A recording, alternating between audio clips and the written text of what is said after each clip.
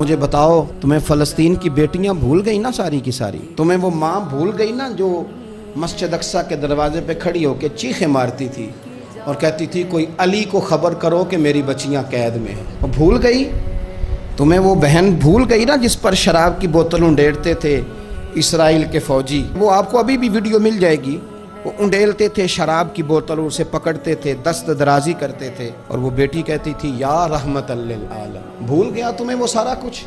تم نے ایک منٹ لگایا اور تم معاہدہ کس سے کروا رہے ہو؟ امریکہ کے صدر سے؟ اتنا ظلم کیا تم نے، اتنا قاتل کے ساتھ معاہدہ؟ کیا سمجھتے ہو فلسطین والوں کا کوئی والی وارث نہیں؟ سنو، میرے رسول کریم صلی اللہ علیہ وسلم نے فرمایا میرا کوئی مالدار امتی دنیا سے چلا جائے، پیسے جائیدادیں چھوڑ کے جائے تو اس کی اولاد میں بانٹ دینا، لیکن اگر اس کے ذمہ قرضہ ہو تو میرے پاس آ جانا، میں اپنے امتی کا قرض ادا کروں گا۔ جس کا کوئی وارث نہیں ہوتا، مدینے والا اس کا وارث ہوتا ہے، میں قرض دوں گا اپنے امتی کا۔ کیا سمجھتے ہو فلسطینی لاوارث ہے؟ صبح قیامت نبی پاک تم سے سوال کریں گے، تمہیں اللہ کے حضور حاضری دینی ہے۔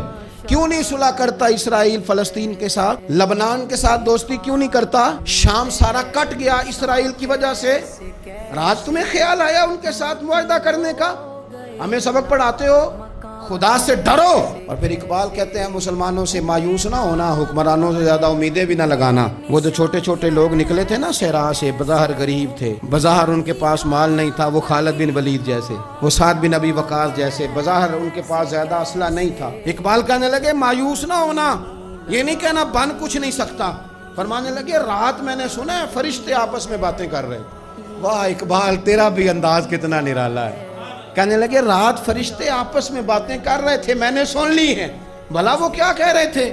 یہ سارے لوگ نا خالد بن ولید، سعد بن ابی وقاص، یہ صحرا کے رہنے والے، اور اس وقت کی سب سے سپر پاور روما کہلاتی تھی، الٹ پلٹ کے رکھ دی ساری رومی سلطنت۔ تو اقبال کہنے لگے رات فرشتے آپس میں باتیں کر رہے تھے کہ سنا ہے پاکستان کے، ہندوستان کے مسلمان جوان مایوس ہو گئے۔ کہنے لگا نہ مایوس ہونا، نکل کے صحرا سے، جس نے روما کی سلطنت کو الٹ دیا تھا، نکل کے صحرا سے۔ گرمی دیکھو اس شعر کی، ولولہ دیکھو اس مرد کا جو مصور پاکستان ہے، نکل کے صحرا سے جس نے روما کی سلطنت کو الٹ دیا تھا، سنا ہے میں نے یہ قدسیوں سے، وہ شعر پھر ہوشیار ہوگا۔ وہ کل باتیں کر رہے تھے کہ بہت سارے ان میں سے پھر جاگ گئے اور بڑی جلدی وہ بلاک بنائیں گے۔ سنا ہے میں نے یہ قدسیوں سے کہ وہ شیر پھر ہوشیار ہوگا، وہ آئے گا میدان میں، نکلے گا، اور انشاءاللہ یہی چراغ جلے گا تو روشنی ہوگی۔